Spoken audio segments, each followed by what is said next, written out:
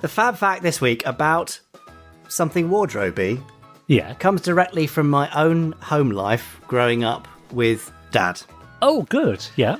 So, in his office before we moved house when I was about 10, he had a few puppets sat around, but the two that he kept hold of were an original studio-used Parker, or parts of it were Parker, although it was at one point glued into place. All of his joints were frozen and he just stood perfectly still. Oh, and a Lady Penelope replica made by Christine Glanville. Yeah. And I guess around 93-ish, or maybe slightly earlier, Richard and Christine strung those puppets so they were fully working again, and they were used for a couple of promotional bits and pieces, and they were actual working puppets.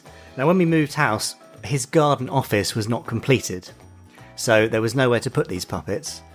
So rather than have them on display somewhere around the house, he put them both in bin bags. Right.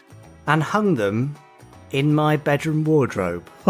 Okay. And there they remained in their black bags for, I think, about 4 years.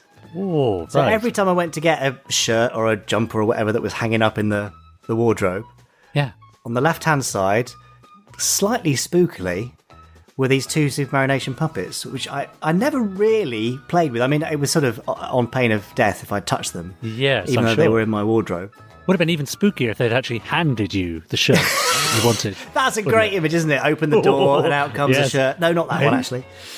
But sadly, he decided to sell them at auction in the late 90s, probably mid-late 90s. Someone listening will know when his Penelope and Parker went up for auction.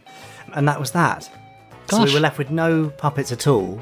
And they were really the only things that he kept for a long time. They were the sort of the most nostalgic bits of his entire collection, if ever there was Amazing. One.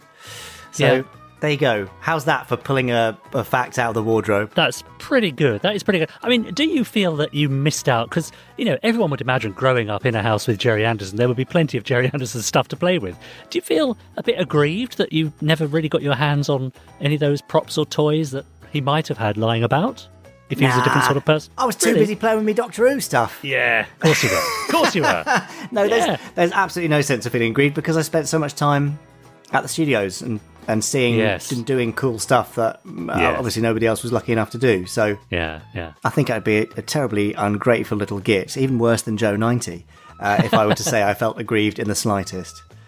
Because famously your dad was completely unsentimental about his work and didn't really collect anything or keep much at all. I know you're discovering even now, little ideas and treatments for various projects, but as you say, you didn't really have the things hanging about the house apart from in the wardrobe. Even those had often been discarded, and I'm getting copies from other people. Right, so, kept virtually nothing, so it's amazing that Penny and Parker spent any time in my wardrobe at all.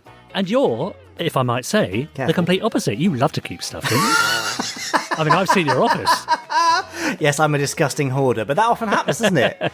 Yeah. Because, you get sort of brought up in a particular way where there's a restriction, or you can't keep this, you can't do that. And then it kind of, when you get to be an adult, in inverted commas, then you do the opposite.